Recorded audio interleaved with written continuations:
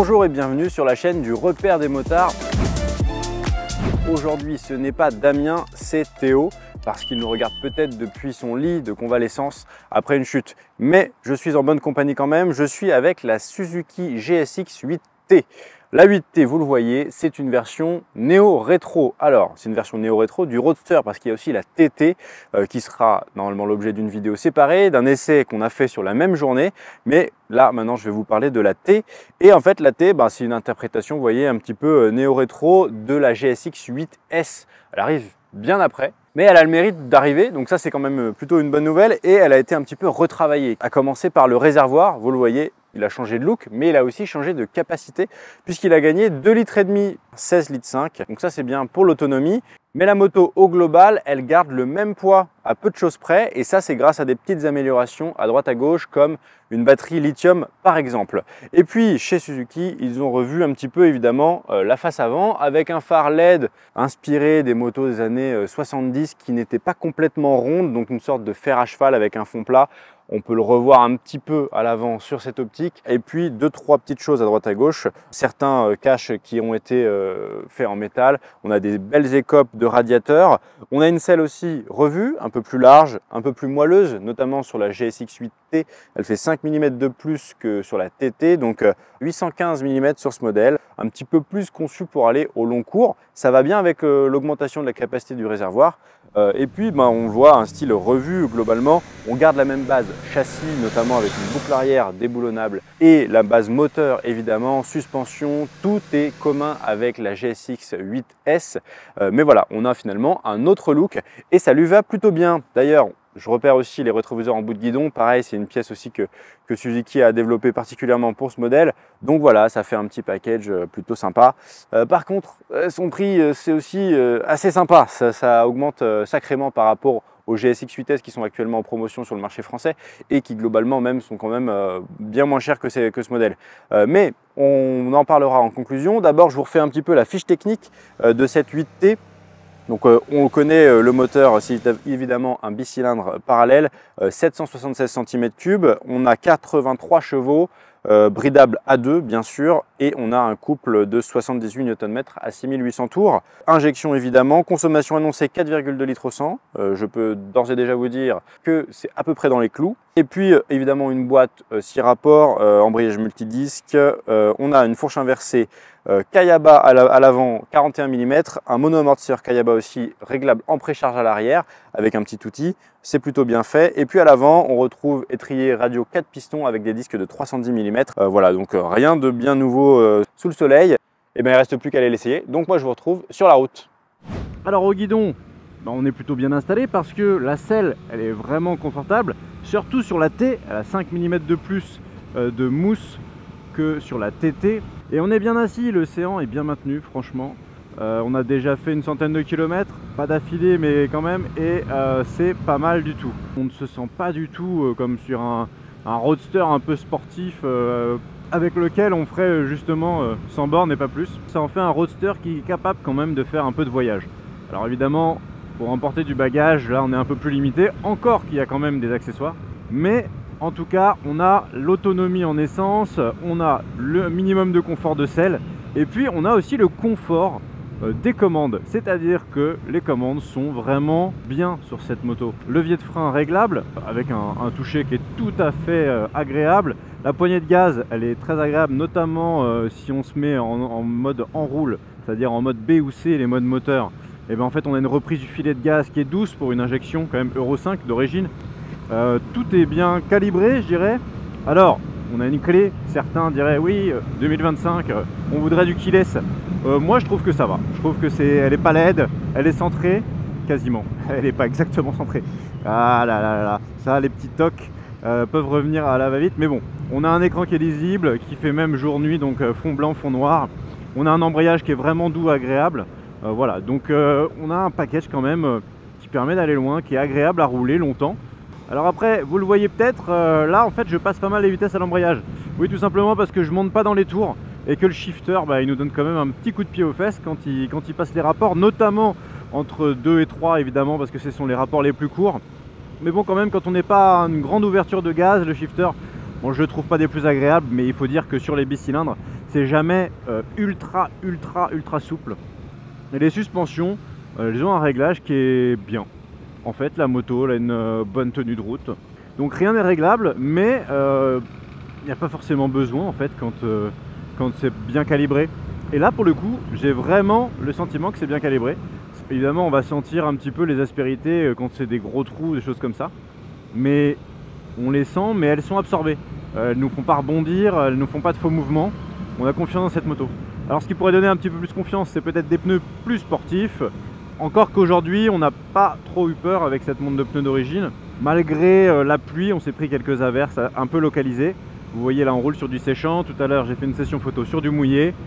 Donc, franchement, ça va. Il faut savoir que pour mes 1m80, la moto est bien proportionnée. J'ai peut-être les pieds un tout petit peu hauts, mais à part ça, c'est bien le seul défaut parce que moi j'aime bien les positions plus reposantes. Là, on a quand même un guidon plus large avec des rétroviseurs bout de guidon. Alors, pour tout ce qui est interfile, ce sera moins pratique. Mais on a du levier, on est bien dessus, on a le dos plutôt droit. Et donc, c'est une moto qui est rendue agréable. Alors évidemment, c'est un roadster, on se prend tout en pleine quiche. Mais là, on a fait beaucoup de réseaux secondaires dans la montagne. Et donc, du coup, j'ai pas senti la pression du vent gênante. Par contre, c'est sûr que pour les longues sessions d'autoroute, on va manger, ça c'est évident. La protection au vent est donc inexistante. Mais bon, est-ce que c'est un défaut pour une moto qui a été conçue comme ça? On peut pas forcément lui reprocher. Bam, shifter, le shifter vraiment quand on commence à accélérer un peu, c'est une arme un petit peu redoutable à avoir dans sa besace. Alors le freinage dans tout ça, eh bien double étrier Nissin, double disque, double tout ce que vous voulez, ça freine bien. ABS qui se déclenche un petit peu à l'avant là, disons. C'est peut-être la montre de pneus. Non mais franchement on a ce qu'il faut, on a la puissance qu'il faut.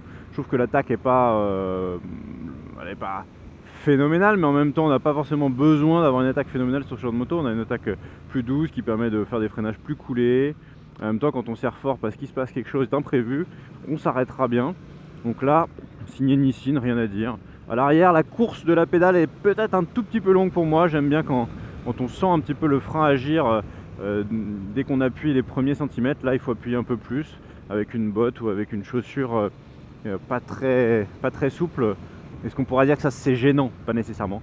Mais en gros, ça freine bien. Après, il y a des petits ajustements à faire. L'écran TFT ne permet pas de connectivité, même en option. Alors, c'est plus ou moins le même que sur les GSX S1000. Où là il y a une option à certains moments pour avoir l'application, etc. Je ne sais pas vraiment s'il y a des clients qui utilisent des applications des constructeurs parce qu'elles sont souvent mal faites, inutiles. Il vaut mieux avoir son téléphone sur un support et branché directement avec un anti-vibration. Moi je trouve que c'est très bien d'avoir une instrumentation claire et simple. Bon, par contre l'instrumentation, effectivement, moi je la trouve un petit peu basique. Je trouve l'interface claire, mais avec une GSX 8T, j'aurais bien aimé une interface un tout petit peu plus léchée, à l'image de la moto. Par contre, on a toutes les infos, on peut régler le traction control en un bouton, c'est vraiment très intuitif au niveau des commodos. Il n'y a rien à dire, c'est quand même, voilà, on est quand même sur un truc sérieux, pensé, réfléchi, logique. Les ingénieurs de chez Suzuki nous disaient d'ailleurs hier pendant la présentation du modèle qu'ils avaient mis l'accent sur la facilité à rouler. Voilà, elle reste effectivement facile à conduire, naturelle à conduire. On force pas, c'est-à-dire que si on n'a pas beaucoup de technique dans les virages et qu'on veut tourner, on n'est pas pris en défaut par la moto. La moto, c'est pas un cheval à bascule, réagit de façon assez intuitive. Et ça, c'est difficile à expliquer. C'est difficile aussi parfois pour les constructeurs de développer des motos naturelles parce que ça dépend un peu des gens. Mais il faut dire que là, voilà, la moto, elle est naturelle. Bon alors, elle est naturelle. Passer le point de l'effet gyroscopique à basse vitesse, enfin basse vitesse, très basse vitesse, on peut avoir l'impression que la direction est un peu tombante. Voilà, mais bon là je suis à 63 km/h, on va descendre à 4, hop, 55. On n'a pas du tout cette impression dès qu'on roule. C'est pas si grave parce qu'on n'a que 200 kg entre guillemets à maintenir, on n'a pas une moto de 260, 315, enfin voilà. Alors ce moteur sur les petites routes slovènes, bon il est toujours chouette. Franchement, pour avoir un essai complet, reprenez l'essai de la 8S, c'est exactement le même, les courbes n'ont pas changé. Celui-ci, il est Euro 5+, mais comme les ingénieurs avaient anticipé, et ben en fait c'est le même, juste ils ont rajouté une sonde lambda. Donc franchement, super chouette.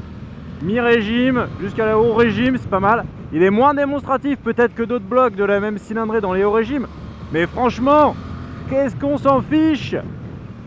L'avantage de ce bloc, c'est que je dirais qu'il est polyvalent.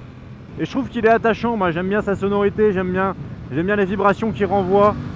Je sais pas si elle est vouée à un succès commercial, mais ce que je sais, c'est que je la trouve attachante et que dans quelques années, si j'ai besoin d'une machine dans ces critères, eh ben, j'irai voir sur le terrain de l'occasion, ça c'est sûr.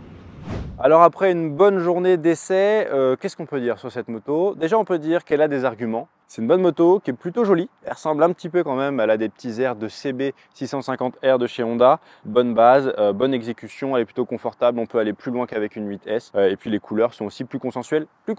Ceci dit, on a une espèce de gold. Alors le gold, c'est une couleur un peu brun. Moi je dirais plutôt que c'est une sorte de cuivre et c'est plutôt joli. Elle existe donc en 3 coloris. Ce vert qu'on voit là et que j'ai essayé, elle existe en noir mat et donc en gold. Donc c'est plutôt sympa. On a une petite palette qui ne ressemble pas toujours au classique noir, blanc et puis un coloris un peu fantasque. Là on est dans des teintes un peu plus pastel. Moi j'aime bien. Par contre, cette 8T, elle est affichée en France à 10 899 €. Donc ça fait un petit prix quand même parce que là on dépasse quand même la barre des 10 000 €. Et en fait pour une moto qui est basée quasiment exclusivement sur une 8S, qui est actuellement la version 2024 à 7 899 et 7 999 pour la version 2025, il y a un sacré grand écart là. On a pris quand même quasiment plus de 2 000 € d'écart. Bon, pour une batterie lithium, un réservoir plus gros et un petit look, ça fait un petit peu cher. Mais bon, il est à noter aussi que cette moto est quand même fabriquée au Japon, garantie 5 ans par Suzuki France. Ça, ce sont aussi des arguments qui sont quand même intéressants. Notons quand même l'absence de petits détails qui font toujours plaisir, comme par exemple des valves coudées, des choses comme ça. Mais on a une prise USB-C, ce qui n'est pas toujours le cas sur les modèles actuels, donc ça mérite aussi d'être précisé. Donc en somme, la 8T, elle séduit quand on la conduit, ça c'est sûr. Mais par contre, c'est vrai qu'une fois qu'on voit son placement prix, on se dit, bon là, ils ont été un petit peu gourmands. Et on se dit aussi qu'avec un petit peu le retard, entre guillemets, le retard du lancement de cette moto par rapport à la 8S qui a quand même sorti en même temps que la Hornet, un petit peu en retard, etc. Là, on se dit, ils arrivent déjà un peu tard, en plus elle est un petit peu chère. On se dit, ça va peut-être coincer. Mais bon, l'avenir nous le dira. En tout cas, ça, c'est pas à moi de juger. Par contre, ce que je peux vous dire, c'est que dans les concurrents, j'ai identifié pas mal de modèles qui sont pas exactement dans la même veine. D'abord, j'ai la Fantic Caballero 700. Je la mets là parce que c'est un moteur Yamaha, mais elle a un look qui est vraiment plus joli. Et son look va vraiment bien, je trouve, en termes de concurrence. Donc un petit peu moins puissante, un petit peu plus légère. 13 litres de réservoir et pour 9 999 €. Après, on a la Honda CB 650R, je vous en parlais à l'instant, 95 chevaux, c'est un moteur 4 cylindres en ligne, donc rien à voir en termes de caractère. C'est un petit peu plus lourde, 207 kg. À noter aussi que la Honda est désormais disponible uniquement en version e-clutch.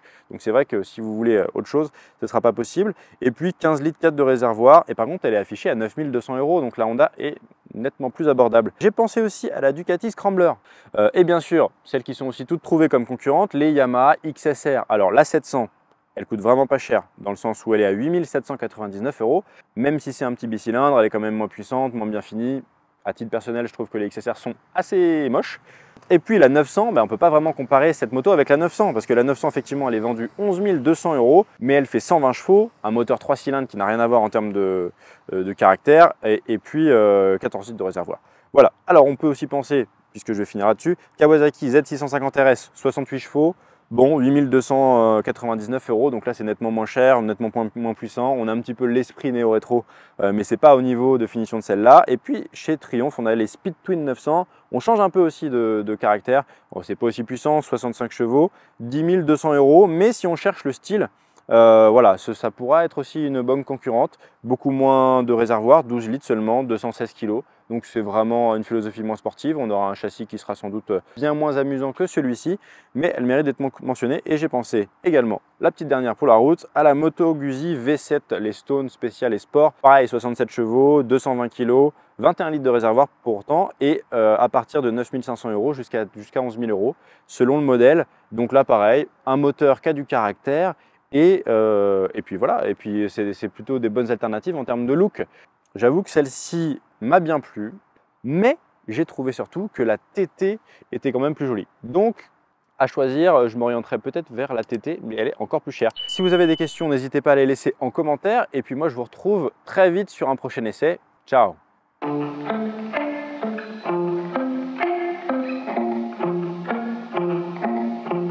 Feel like summer in Ibiza, tastes like honey when I see ya. I can't help it, I'm obsessing. Oh my God, I want